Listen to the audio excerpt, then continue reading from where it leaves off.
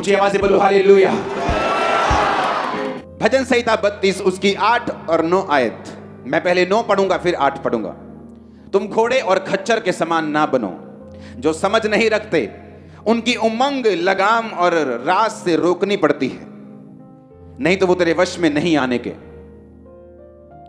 अपने पड़ोसी को बोलो घोड़े और खच्चर के समान तुम मत बनो जो समझ नहीं रखते। परमेश्वर कहता उनकी जो उमंग है वो लगाम के साथ क्या करनी पड़ती है, रोकनी पड़ती है। और यीशु मसीह ने कहा तुम घोड़े और खच्चर के समान मत बनो। इससे पहले कि आपका ले हैंड हो और आज आप पवित्र आत्मा से भर के वापस जाएं, एक रुकावट है स्पिरिट में जो आपको दूर करनी है, और यह वचन आपकी हेल्प करेगा उस रुकावट को फिनिश करने के लिए। एक रास्ता है जो परमेश्वर ने आपके लिए ठहराया है, एक वो रास्ता जो आपके लिए अनॉइंट किया गया है, वो मंजिल जो परमेश्वर ने आपके लिए रखी है, और उस मंजिल तक पहुंचने के लिए एक रास्ता है जो आपके लिए ठहराया गया है। और वो रास्ता हर एक बंदे के लिए उसका तरीका अलग अलग है। रास्ता जीसस क्राइस्ट ही है, लेकिन जीसस क्राइस्ट ने, बाइबल कहती है, आप सबको अलग अलग मर्जी के साथ और अलग अलग योजना के साथ अपने पास बुलाया है। बाइबल कहती, परमेश्वर ने कहा तुम घोड़े और खच्चर के समान मत बनो जिनकी उमंग को लगाम के साथ रोकना पड़ता है। अपने पड़ोसी को बोलो घोड़े के समान खच्चर के समान नहीं बनना। आमीन। यहोवा परमेश्वर ने कहा योना नबी उठ और जाके नीनवे को जा और वहां पर जाकर लोगों को प्रीच कर और बता, और मेरा रास्ता मेरे वचन उन्हें बता क्योंकि मैं उनको नाश करने वाला हूं। बाइबल कहती है योना नबी, उसकी पहली बाप को उसकी पहली आयत को पढ़ेंगे। उसने कहा जाकर नीनवे को जा और उसके विरुद्ध प्रचार कर क्योंकि उसकी बुराई मेरी दृष्टि में बढ़ गई है। परंतु योना यहोवा के सम्मुख से तरशीश को भाग जाने के लिए उठा और यापो नगर को जाकर तरशीश जाने वाला एक जहाज पाया और भाड़ा देकर उस पर चढ़ गया और उसके साथ होकर यहोवा के सम्मुख से, ताकि वो तरशीश को चला जाए। अगर परमेश्वर ने उसे गुजरात जाने के लिए बोला तो वो मेघालय जाने की तैयारी कर रहा था। अगर कश्मीर जाने के लिए परमेश्वर ने बोला तो वो कन्याकुमारी जाने की तैयारी कर रहा था। और वो परमेश्वर से भागा, और जिस समुद्र में वो सफर कर रहा था उस नाव को, उस समुद्री जहाज को परमेश्वर ने एक लहरों में फंसा के एक तूफान में फंसाया। और जब सब मरने लगे तो सबने चिट्ठी डाली कि ये मुसीबत किस वजह से हम पे आई है, और चिट्ठी योना के नाम की निकली। योना को उठाया गया, वो सो रहा था, कि तेरे नाम पे चिट्ठी निकली है, क्या बात है। उसने बताया कि मैं यहोवा के सम्मुख से भाग आया हूं। परमेश्वर ने तो मुझे कहीं और जाने के लिए बोला था, लेकिन मैंने परमेश्वर की आवाज को नहीं सुना और मैं प्रभु के सामने से भाग आया हूं। परमेश्वर ने मुझे नींद में जाकर लोगों को बचाने के लिए बोला था, लेकिन मैं वहां जाना नहीं चाहता था, इसलिए मैं भाग आया हूं। उन्होंने कहा तेरे कारण ये विपत्ति पड़ी। योना ने कहा हाँ मेरे कारण पड़ी है, और अगर तुम मुझे उठाकर समुद्र में फेंक दोगे तो अभी समुद्र की लहरें जो हैं होगी वो शांत हो जाएंगी। और जब उन्होंने योना को फेंका लहरें शांत हुई। बाइबल कहती जब योना डीप समुद्र के अंदर चला गया, जब अंदर भी समुद्र के पहाड़ होते हैं, अंदर भी अगर आपको मालूम हो तो माउंट एवरेस्ट से भी ऊंचा पहाड़ है समुद्र के नीचे। तो बाइबल कहती है वो समुद्र के नीचे जब वो मूर्छा खाने लगा, जब वो मरने लगा, तो परमेश्वर ने एक मछली को ठहराया, एक व्हेल ने उसे निगला। और बाइबल कहती है वो मछली के पेट में 3 दिन और 3 रात रहा और अंदर से परमेश्वर के पास प्रार्थना करता रहा, क्योंकि उसे मालूम था कि परमेश्वर ने उसे एक और मौका दिया है। और बाइबल कहती है परमेश्वर ने फिर मच्छ को, उस व्हेल को आज्ञा दी, उसने जाकर उसे किनारे पर उगल दिया। वहां से वो 3 दिन के मार्ग पर उसी नीनवे को गया और उन लोगों को बचाया, प्रीच किया, उन्होंने मन फिराया और सारे के सारे लाखों लोग बचाए गए। जो काम परमेश्वर ने करना था वो हुआ। अब बाइबल कहती जब प्रभु यीशु मसीह ने योना के बारे में बोला तो परमेश्वर ने कहा जैसे योना 3 दिन रात जल जंतु के पेट में रहा, उसी तरह मैं भी हूं। परमेश्वर ने योना नबी के साथ अपनी तुलना किस लिए की? आज कौन सा दिन है जब जीसस क्राइस्ट स्वर्ग पे गए? हां, क्या बोल के गए थे आपको? आज खड़े होकर वचन सुनेंगे। क्या बोल के गए थे? कि जाओ, क्या करो? सब जातियों को क्या करो? पुराने टाइम में कोई नबी होता था, परमेश्वर जिससे बात करते थे, जिस पर आत्मा उतरता था, वही ब्लेस होता था, वही परमेश्वर को जानता था, पब्लिक शक्ल देखती थी उसकी। और अब खूबसूरती क्या है? परमेश्वर ने कहा जब जीसस क्राइस्ट मर के जी उठे, तो अब आपको याजकों के पास जाकर पाप माफ करवाने की जरूरत नहीं, क्योंकि आप खुद एक याजक हैं, खुद एक राजा हैं, और हमारा महायाजक प्रभु यीशु मसीह। इस बात को समझे कि नहीं? अब जिस तरह परमेश्वर योना को देखते थे और योना को देखकर बोलते थे कि योना, मैं ये चाहता हूं कि वो देश बचाया जाए, क्योंकि उनको किसी चीज की नॉलेज नहीं है, वो पाप में तो हैं, लेकिन अगर तू जाएगा तो वो उन्हें प्रीच करेगा तो वो लोग बच जाएंगे योना। और योना थोड़ा ड्रामा करके गया, लेकिन गया जरूर। मैं आपको इसलिए ये बात बता रहा हूं क्योंकि जब परमेश्वर भविष्यद्वक्ताओं को कोई बात बोलता था, तो परमेश्वर जब वो बात को नहीं सुनते थे तो लगाम के साथ, जब घोड़ा मुड़ता नहीं इशारे में, तो क्या करनी भी, लगाम खींचनी पड़ती उसकी। और लगाम कहां होती उसकी? नाक के अंदर। जब लगाम खींचते हैं तो नाक में चोट लगती है, उसको दर्द होता है नाक के अंदर। उस दर्द से बचने के लिए फिर वो लगाम की बात को सुनता है, और जहां लगाम बोलती है फिर वो वहां जाता है। परमेश्वर ने कहा तुम घोड़े मत बनो, कि जब मैं तुमको बोल रहा हूं, क्योंकि अब योना का टाइम चला गया, अब तुम सब योना नबी हो, तुम सब पतरस हो, तुम सब पौलुस हो, तुम सब प्रेरित हो, तुम सब चेले हो, तुम सब विश्वासी हो। आमीन ऊंचे वाला चाहिए चर्च। अब ध्यान से समझना है, क्यों तुम मुश्किल में हो, क्यों तुम ट्रबल में हो, क्यों लोग श्राप के नीचे हैं, क्यों उनकी लाइफ में वो नहीं है जो होना चाहिए। क्यों? क्योंकि परमेश्वर की बात को तुम समझे नहीं। उसने कहा योना जा और लोगों को बचा। मैं ये बात पूछना चाहता हूं, जब यीशु मसीह आज के दिन स्वर्ग पे गए थे तो आपको कौन सी बात बोलकर गए थे? कौन सी बात बोल के गए थे? क्या बोल के गए थे? बोलो ऊंची आवाज में। ऊंची नहीं आई आवाज, बोलो क्या बोल के गए थे? बोलो जाओ। क्या बोल के गए थे? अब पूछो अपने पड़ोसी को, तुम जाते हो कि नहीं? तुम जाते हो, लेकिन अपना राज्य स्थापित करने के लिए, कुछ अपना फायदा ढूंढने के लिए तुम जाते हो, लेकिन सिर्फ फॉरेन वाले लोगों के पास ताकि तुम्हें वीजा मिल जाए। तुम जाते हो सिर्फ अमीरों के पास, तुम जाते हो सिर्फ अपने स्वार्थ के लिए। उसने कहा जाओ और सुसमाचार सुनाओ। आज कलीसिया बीमारियों में और श्रापों में नहीं होती अगर उसने परमेश्वर की इस आज्ञा को पूरा कर दिया होता तो। जब योना ने परमेश्वर की आज्ञा पूरी नहीं की तो परमेश्वर ने क्या किया? लगाम खींची के नहीं, वो मौत के मुंह में गया, पूरी ड्रामेबाजी वहां पे चली। उसी तरह से बाइबल कहती है, जब आप लोग परमेश्वर की आज्ञाओं को नहीं सुनते और जो सीधा रास्ता परमेश्वर ने आपके लिए ठहराया है आप उस पर नहीं चलते, फिर वो लगाम को खींचता है। हम इमोशनल ट्रबल में चले जाते हैं, हस्बैंड में प्रॉब्लम शुरू हो जाती है, वाइफ में प्रॉब्लम शुरू हो जाती, बच्चों में प्रॉब्लम शुरू हो जाती, फाइनेंस बिगड़ना शुरू हो जाता है, सेहत खराब होनी शुरू हो जाती। हम सोचते हैं हमने क्या नहीं किया, क्या गलती हो गई हमसे, क्योंकि बाइबल कहती है आप लोग सुसमाचार सुनाने के लिए चुने गए हो। परमेश्वर की रूहों को बचाने की इच्छा आज भी वैसी है, बल्कि और बढ़ चुकी है। उसने योना को कहा जा और लोगों को बचा, और अब यीशु मसीह आपको कुछ बोल के गए हैं जो आप भूल गए हो। हमें लगता है मुझे बेबी चाहिए, मुझे चर्च जाना है, मुझे बरकत चाहिए, मुझे चर्च जाना है। ये तो बहाना है चर्च आने का।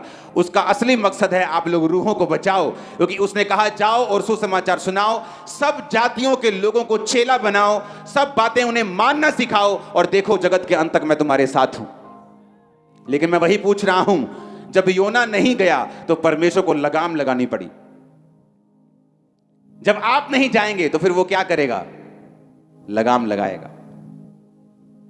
यह लगाम मेरी लाइफ में लगी रही। मसीह के शुरुआती दिनों में मेरा मकसद सिर्फ चंगियाई पाना था, ये कहीं ना कहीं से रोजे रख के, प्रेयर करवा के, क्रूसेड करवा के मैं हील हो जाऊं। लेकिन मेरा मकसद वो नहीं था जो परमेश्वर ने जिसके लिए मुझे बुलाया था, रूहों को बचाना। जब मेरा मकसद सेट हो गया, मुझे मालूम हो गया कि मैं असल मेरा काम रूहों को बचाना है, मेरी प्रॉब्लम्स जा चुकी थी, फिनिश हो चुकी थी।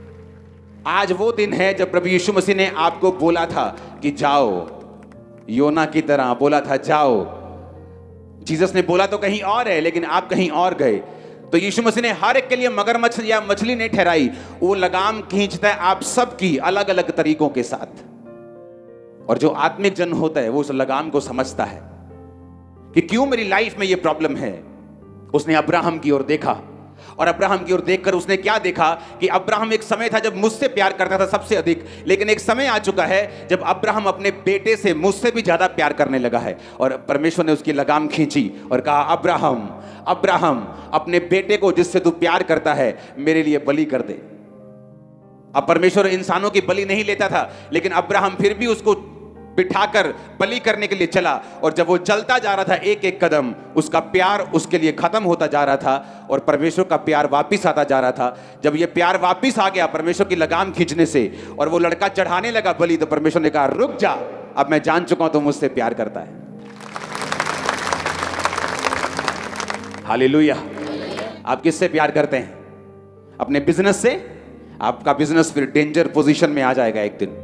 अपनी वाइफ से, प्रभु से भी ज्यादा, अपने हस्बैंड से, अपने बच्चों से, अपने फाइनेंस से, अपने शरीर से, समाज से, अपनी पोजीशन से, अपनी इज्जत से। परमेश्वर के सामने किसी भी चीज को मत रखना, नहीं तो परमेश्वर लगाम खींचेगा और लगाम खींच के फिर आपको सीधा करेगा। और अगर आप सीधे सीधे अच्छे घोड़े की तरह चलते जाएंगे, वो आपकी लगाम नहीं खींचेगा। आप सीधा सीधा चलते जाएंगे, आप वही वही रास्ता फॉलो करते जाएंगे जहां जीसस ने आपको जाने के लिए बोला है। आप सुसमाचार को सुनाएंगे, आप डरेंगे नहीं, घबराएंगे नहीं। अपने माता पिता, भाई बहन, अपने बच्चे, अपना कारोबार, अपना शरीर, अपने लोगों से अधिक प्रभु से प्यार करेंगे। आप सीधा चलते जाएंगे, उसको लगाम खींचने की जरूरत नहीं पड़ेगी। पौलुस की परमेश्वर ने लगाम खींची। पौलुस के पास इतना रेवलेशन आ गया कि अपनी रेवलेशन से वो भूल ना जाए। परमेश्वर ने उसको शैतान उसके पीछे लगा दिया, उसको मुक्के मारे। यानी कोई शारीरिक कष्ट पौलुस को था, जो उसने कहा, प्रभु ये शारीरिक कष्ट मेरे लिए क्यों है? परमेश्वर ने कहा, मेरा अनुग्रह ही तेरे लिए काफी है, मेरी सामर्थ्य निर्बलता में सिद्ध होती है। अब मैं इस निर्बलता में तुम्हें बढ़ाऊंगा, बस चलते जाना, आगे बढ़ते जाना। हालेलुया।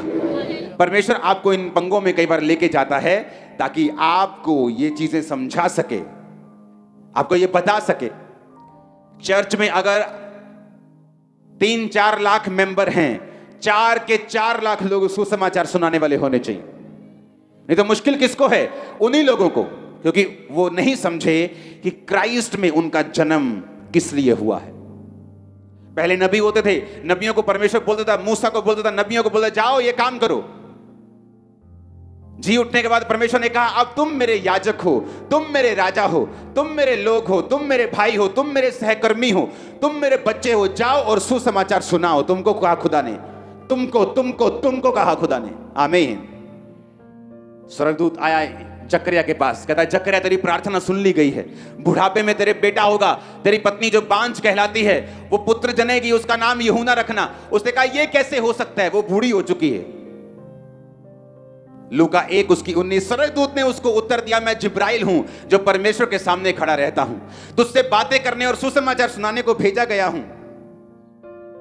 देख, जिस दिन तक ये बातें पूरी नहीं होंगी तू गूंगा रहेगा और बोल नहीं सकेगा, क्योंकि इसलिए कि तूने मेरी बातों की जो समय पर पूरी होंगी विश्वास नहीं किया।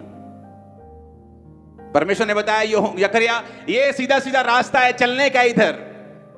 कहता, नहीं नहीं नहीं, ये हो ही नहीं सकता, मेरी तो पत्नी बहुत बूढ़ी है और मैं बड़ा बूढ़ा हूं, हम तो बच्चा हो ही नहीं। अब स्वर्गदूत कहता, अब तू गूंगा रहेगा, क्योंकि मुझे तेरी लगाम खींचनी पड़ेगी ताकि तू बोल बोल करके, मेरे हो नहीं सकता कहीं सचमुच अपनी पत्नी को बांझ ना कर दे, इसलिए तेरी लगाम को मैं खींचूंगा और तेरा मुंह बंद रखूंगा ताकि तेरे बच्चा हो जाए। और जब बच्चा हो गया, उसका नाम यूहन्ना उसने लिख के दे दिया, उसकी जुबान खुल गई। हालेलुया। अब यह फैसला आप लोगों को करना है कि लगाम खिंचवा के परमेश्वर का काम करना है कि सीधे सीधे करना है। हालेलुया। क्योंकि परमेश्वर ने कहा, मैं तुम्हें बरकत देना चाहता हूं। आप ही की प्रेयर है मुझे बरकत मिले, आप ही की प्रार्थना है मैं छुटकारा पाऊं, आप ही की प्रेयर है मैं आगे बढ़ूं, मेरा परिवार ब्लेस हो, मेरे बच्चे ब्लेस हो। तो परमेश्वर ने वायदा किया है, जब तू बोएगा तू काटेगा, जब तू लोगों को बचाएगा मैं तेरे परिवार को बचाऊंगा, जब तू सुसमाचार सुनाएगा मैं तुम्हें उत्तम दाख दूंगा, उत्तम तेल दूंगा, उत्तम घराना दूंगा, सब कुछ तेरी लाइफ में उत्तम दूंगा। जो तू मांग रहा है, तुझे मेरी सेवा करनी होगी, तुम्हें याजक बनना होगा। हालेलुया।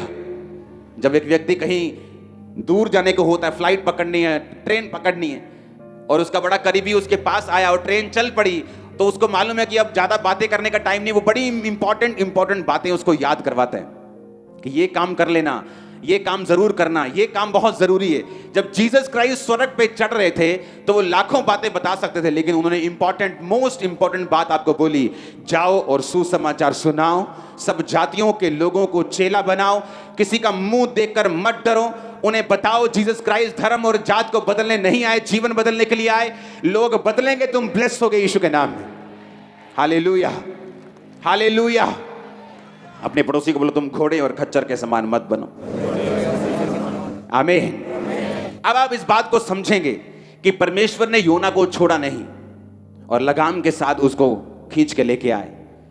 आप भूल जाओ आप लाखों खड़े हो, आप सोचो खुदा आपसे बात कर रहा है सिर्फ, और ये सोचो कि आपको परमेश्वर ने एक मकसद दिया है, अपने पास बुलाने का एक कारण है। वो कारण है लोगों को बचाना, रूहों को बचाना, मरे मरते हुए नशे वाले लोगों को बचाना, उनको यीशु मसीह के बारे में बताना, स्वर्ग राज्य का वारिस बनाना। ये आपका मकसद है। अब आज के आप नबी हैं, आप आज के याजक हैं, आज के आप विश्वासी हैं, आज के पास्टर हैं, आज के प्रेरित हैं। आमीन। अब ये सोच लो कि आपको लगाम के साथ चलना है कि आपको सीधा चलना है। 3 तरह की सिचुएशन होती।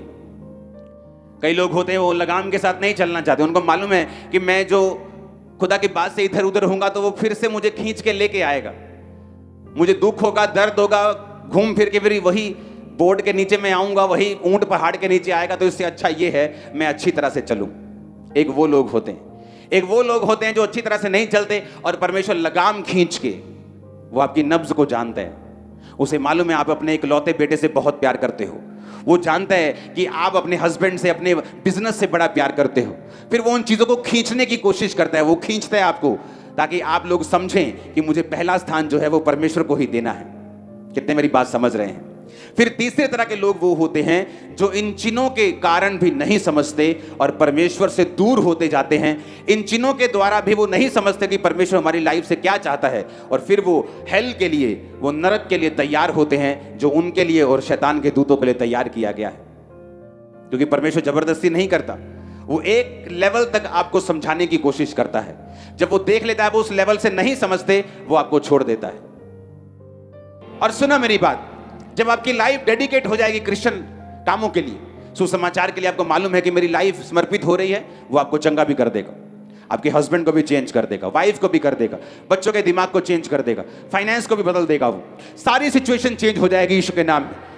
आप देखेंगे हर वो सिचुएशन जो आपको तंग करती आई वो फिनिश होगी और शैतान के सारी योजनाएं नाश होंगी। आप देखेंगे अपनी लाइफ में दुश्मन शर्मिंदा होंगे, आपके सामने मेज बिछा होगा, लाइफ की हर बेस्ट वस्तु उसके ऊपर होगी। आमीन, आमीन। अब डिसीजन आपके हाथ में है, आपको लगाम के साथ चलना है। हर टाइम की वो आपकी लगाम खींचे, आपको निराश करे और फिर आप सीधे रास्ते पे चलें, कि आपको सीधा ही सीधा सीधा चलना है। ये आपने फैसला करना है। भागना मत। एक बड़ी बरकत है आपके परिवार के लिए रखी, आपके लिए रखी। भागना मत। जब फौजी जाता है ना, सामने दुश्मन होता है, उसे मालूम हो बड़ा है कि छोटा है, वो भागता नहीं, उसे मालूम है पीछे में मुड़ूंगा तो मौत भी है और बेइज्जती भी है। अब आगे बढ़ना है, दैट्स इट। घर वालों को याद ज्यादा करूंगा तो ना उनके काम आऊंगा, ना अपने दुश्मन को मार पाऊंगा। एक ही जगह कॉन्सेंट्रेशन के साथ वो करता है, जीतता है और वापिस आता है। घर पे स्वागत भी होता है, सरकार भी स्वागत करती, देश भी स्वागत करता है। आमीन। जो आत्मिक सेंसिटिव लोग हैं, जो समझदार लोग हैं, वो समझ जाते हैं कि मेरी लाइफ में यहां पर परमेश्वर ने लगाम खींची है, मेरी लाइफ में यहां पर परमेश्वर ने मुझे मुक्का मारा है, मेरी लाइफ में यहां पर परमेश्वर ने यह काम किया है, तो मुझे क्या करना है। आमीन। आपको सीधे होके चलना है। उसने आपको खास मकसद के लिए बुलाया है। बेस्ट पार्टनर्स, बेस्ट लोग आपकी लाइफ में आने का इंतजार कर रहे हैं। आप जैसे इस रास्ते पे चल पड़ेंगे, बाइबल कहती है कि परमेश्वर के मार्गों में उत्तम पदार्थ पाए जाते हैं। आप देखते हैं लोगों की मैरिज, सारी उम्र सेटिंग नहीं होती उनकी, रोज छित्तर पनीर की रोटी खाते हैं वो, जिसमें छित्तर भी होते हैं और पनीर भी होते हैं। दोनों तरह की रोटी होती है, छित्तर भी होते हैं, साथ साथ पनीर भी होता है। क्योंकि वो जो मैरिज पार्टनर है, उन्होंने परमेश्वर के रास्तों पर चलकर नहीं पाया है। और परमेश्वर ने कहा मेरे मार्गों में उत्तम पदार्थ पाए जाते हैं। जब तुम मेरे मार्ग पे चलेगा तो उत्तम पदार्थ तुम्हें मिलेंगे, तुम्हें पार्टनर उत्तम मिलेगा, बिजनेस उत्तम, देश उत्तम, फाइनेंस उत्तम, चर्च उत्तम, बच्चे, हस्बैंड, वाइफ, सब कुछ उत्तम। लेकिन उसने एक और कंडीशन रखी है, कहता मेरा रास्ता कैसा है?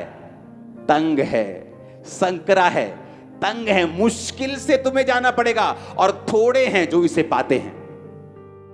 लेकिन दूसरा रास्ता खुला है, व्यभिचार का रास्ता ओपन है और बहुत होंगे जो उस रास्ते पे चलेंगे। लेकिन तंग रास्ते पे उसने कहा बहुत थोड़े हैं जो इस रास्ते पे चलेंगे। और उत्तम पदार्थ अगर किसी ने पाए हैं तो तंग रास्तों में पाए हैं। हालेलुया। जस्ट आपको परमेश्वर को बोलना है, परमेश्वर मैं तेरे काम करने के लिए तैयार हूं। मैं वो बंदी नहीं हूंगा जिसकी लगाम खींचनी पड़े। मैं सीधा सीधा तेरे रास्तों पे चलूंगा, सीधा सीधा तेरे रास्तों पे चलूंगी। आमीन, आमीन। आप डॉक्टर हैं, डॉक्टर बनना चाहते हैं, आप भी ये प्रार्थना कर सकते हैं। आप इंजीनियर हैं या बनना चाहते हैं, आप भी ये प्रेयर कर सकते हैं। आप पॉलिटिशियन हैं या बनना चाहते हैं, आप भी ये प्रेयर कर सकते हैं। आप पास्टर हैं, आप कोई भी हैं, परमेश्वर की सेवा सबके लिए है। मैं सारा दिन डॉक्टर से बात नहीं कर रहा हूं, मैं डॉक्टर नहीं हूं, मैं हॉस्पिटल में नहीं रहता हूं। तो डॉक्टर डॉक्टर को बचाएगा, नर्स नर्स को बचाएगी, लेबर लेबर को बचाएगी, बिजनेसमैन बिजनेसमैन को बचाएगा। कितने मेरी बात को समझ रहे हैं? तो हर एक बंदा ये बोले, खुदावंद मैं तेरे नाम की गवाही दूंगा, मैं तेरे नाम का प्रचार करूंगा। जो आज के दिन तूने 2000 साल पहले कहा था कि जाओ और सुसमाचार सुनाओ, सब जातियों के लोगों को चेला बनाओ, मैं इस वचन को पूरा करूंगा। आमीन, आमीन। और बाइबल कहती है जब उन लोगों ने मन फिराया तो परमेश्वर आनंदित हुआ। वो नहीं चाहता कोई भी नाश हो। लोग बोलते परमेश्वर कहां है? जब हॉस्पिटल में लोग मरते हैं, जब उनके इकलौते बच्चे मर जाते हैं, जब उनके हस्बैंड जवानी में वाइफ मर जाती हैं, तो बोलते हैं कि परमेश्वर कहां है? अरे परमेश्वर ने उसे नहीं किया। बाइबल कहती है शैतान घात करने के लिए और नष्ट करने के लिए आया। आप जब मैसेज देंगे जीसस क्राइस्ट का कि वो धर्म और जात को बदलने नहीं आया, वो जीवन बदलने के लिए आया, और आप जाएंगे हॉस्पिटल्स में, जाएंगे मॉल्स में, जाएंगे लोगों के घरों में, रिश्तेदारों में आप जाएंगे, तो आप ये मैसेज देंगे और खुदा इसकी बरकत आपको देगा। मत सोचो आपको खड़े खड़े बरकत मिलेगी। मैंने कलीसियाओं में लोगों को 40-40 साल जाते देखा है, ना तो उनकी बीमारियां गई हैं, ना तो उनकी मुश्किलें गई हैं, ना उनके परिवार बदले, जो कुछ है वही है। क्यों? क्योंकि वो सेवा में नहीं है। ना ही उनका पास्टर उनको चैलेंज करता है, ना ही उनकी चर्च उनको चैलेंज करती है सेवा के लिए, क्योंकि वो खुद चर्च होके सेवा में नहीं। हालेलुया। हम एक सीरियस बिजनेस में हैं जो खुदा ने हमें दिया है। वो पैसे कमाने का बिजनेस है, रूहें कमाने का बिजनेस। उसने कहा मैं तुम्हें रूहों को पकड़ने वाला बनाऊंगा, मनुष्यों को पकड़ने वाला बनाऊंगा। इस साल के अंत में आपका रिपोर्ट कार्ड जब मांगा जाएगा, जो हर क्रिसमस पे आपसे मांगा जाता है कि कितनी रूहें बचाई हैं पूरा साल, तब शर्मिंदा होकर आंखें नीचे करके, हाथ नीचे करके खड़े होने की जरूरत नहीं। आपसे काम करना शुरू करो। जून चढ़ने वाला है, सबसे गर्म महीना चढ़ने वाला है। आत्मा में सबसे गर्म हो जाओ, शैतान पर हथौड़े मारो, उसे लोगों से निकालो। आपके घरों से परमेश्वर निकाल देगा उसे।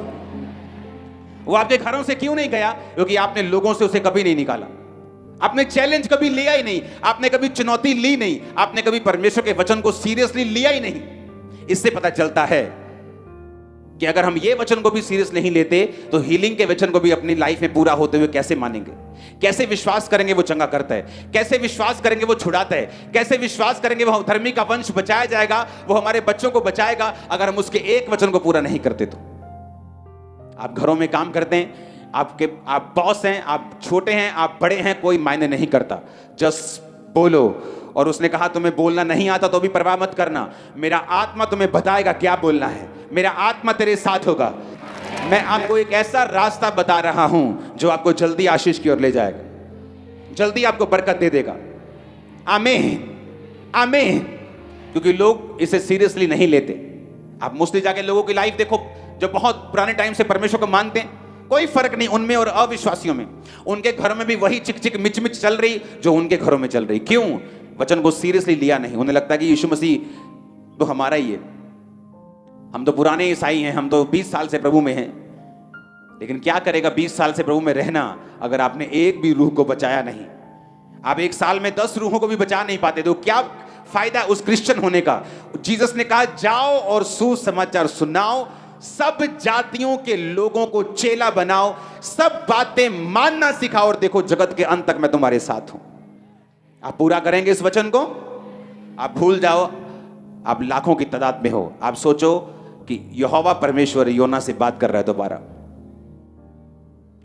आप ये सोच लो, आप भूल जाओ मैं आप सबसे बात कर रहा हूं। आप अपने आप को सोचो कि परमेश्वर आपको कह रहा है जा और स्टार्ट कर मेरा काम। बहुत लोगों को लगता है कि काम स्टार्ट करने के लिए मुझे चर्च खोलनी पड़ेगी। अरे चर्च में कहां रूहें बचती लोगों के पास? चर्च तो उनके बेचारे लोग नहीं आते उनके पास। चर्च में नहीं, बाहर जाओ, मोहल्लों में जाओ, नगरों में जाओ, चौकों में, बाजारों में जाओ, रेलवे स्टेशन पे जाओ, वहां बचाओ रूहों को जहां जरूरत है। आमीन, हालेलुया, हालेलुया। कॉलेजेस के बाहर जाओ, स्कूल्स के बाहर जाओ, वहां जाओ, बताओ। आप देखेंगे लोगों को जरूरत है। नशों में मर रहे हैं लोग, बाप के साथ बनती नहीं, मां के साथ बनती नहीं, गालियां निकालते सारा दिन, नशा बेचते हैं। क्यों? क्योंकि परमेश्वर से दूर है।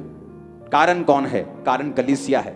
कारण वो लोग हैं जिन्होंने कलीसियाओं को बोझ नहीं दिया कि अगर आप काम नहीं करेंगे परमेश्वर का तो काम नहीं होगा। वो कर सकता है अकेला, लेकिन करेगा नहीं, उसको आपकी जरूरत है। आज जब आप इस बोझ को लेके जाएंगे यहां से, एक खुदावन के सामने एक वायदा कर लो कि परमेश्वर मैं अकेला चर्च नहीं आऊंगा, साथ लेके आऊंगा, गाड़ियों को लेके आऊंगा, ये तो अपने साथ किसी को लेके आऊंगा। मैं अकेला नहीं बचूंगा, मैं लोगों को बचाऊंगा। फिर देखो जो काम फंसा हुआ है वो कैसे निकलता है, जो स्ट्रेस में लाइफ बीत रही है वो कैसे खुदावंद उसे फ्री करता है। पवित्र आत्मा की अग्नि को रिसीव करने के लिए तैयार हो जाओ।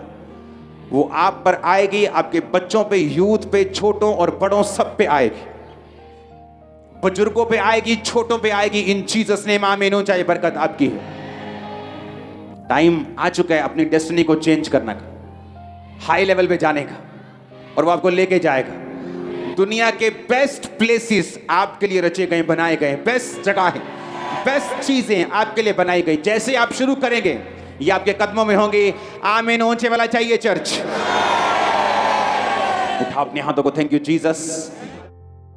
हमारे YouTube चैनल को सब्सक्राइब करें ताकि आप परमेश्वर के गहरे भेदों को जान सकें कि कैसे आप परमेश्वर में बढ़ सकते हैं, कैसे आप दुष्ट आत्माओं से, नशों से, बीमारियों से और वंशों के श्रापों से आजाद हो सकते हैं।